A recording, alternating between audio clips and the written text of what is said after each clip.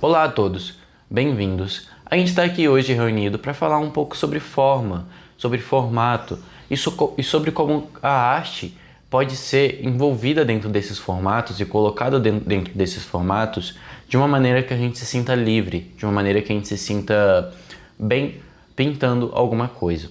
É claro, o processo artístico pode ser doloroso, o processo artístico às vezes pode ser até frustrante de muitas maneiras, pode ser triste, pode ser até cheio de raiva ou até mesmo de diferentes tipos de processos.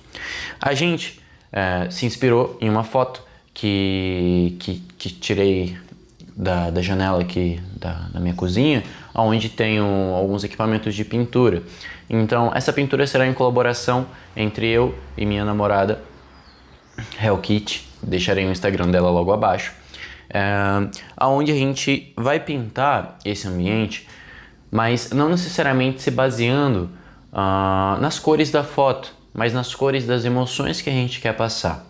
É interessante quando a gente analisa, e quando a gente analisa até mesmo todo tipo de conteúdo que a gente consome, como as cores influenciam diretamente como a gente vê certa pessoa. Se eu tivesse aqui hoje de uma camiseta florida, vocês iam me interpretar de uma certa maneira. Se essa iluminação que está vindo aqui, alaranjada, fosse azulada, vocês também estariam me vendo de uma outra maneira. Então, tudo isso envolve a nossa mente e a forma de engolir a arte, de apreciar a arte, ela também envolve isso. Então, o que a gente pensou até agora transformar o fundo dessa foto, que eram os vidros ali daquela janela, em um fundo um pouco mais amarelado, dando mais vida, dando mais emoção.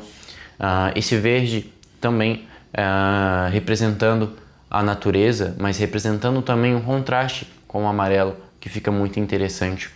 Sobre esse mesmo processo, a gente vai trabalhar com branco aqui da paleta de cores, mas também pretendo colocar algumas como se a paleta estivesse suja, assim como na foto. Isso aqui também vai ter um degradê de sombra em todo o ambiente.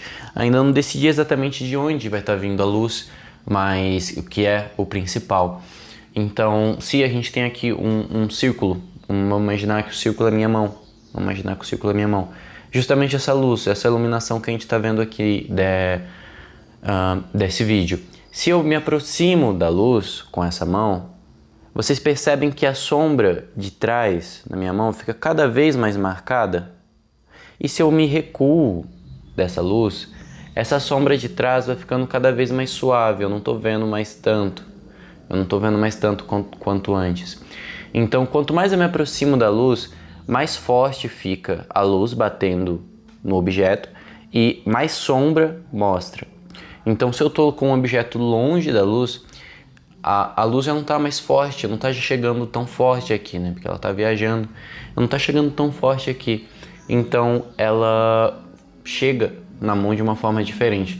Então, além de imaginar da onde está vindo a luz, qual é a intensidade dessa luz? É um sol? Mas é um sol o quê? Um sol do meio-dia? É um sol de fim da tarde? É um amanhecer? Tudo isso é muito importante quando a gente pensa em arte. Não necessariamente para criar uma obra de arte perfeita, realista, mas sim para criar algo com emoção. Porque quando a gente trabalha com a luz, quando a gente trabalha, seja com qualquer tipo de arte, quando a gente trabalha em fotografia ou em filmagem, a gente conserva a luz e a gente representa as cores no espectro da luz, representa as cores que a gente acha importante e o que a gente deveria colocar como uma forma de representar essa arte. Então o amarelo representa muitas vezes a felicidade, o dinheiro, o verde vai representar a natureza e assim por diante. Como exercício da nossa aula de hoje, a gente vai colocar um desenho de um círculo para vocês fazerem e trabalhar em cima disso a sombra e luz, certo? Pode utilizar grafite, carvão, qualquer outro tipo de objeto que vocês tenham e façam isso pelo menos algumas vezes. Podem ficar à vontade para colocar tanto aqui quanto no meu e-mail, tá? Responderei todos. Então eu agradeço pela presença hoje. Eu volto na aula seguinte com mais informações e com mais exercícios para vocês, para a gente ir trabalhando, para a gente ir construindo a nossa forma de ver a arte.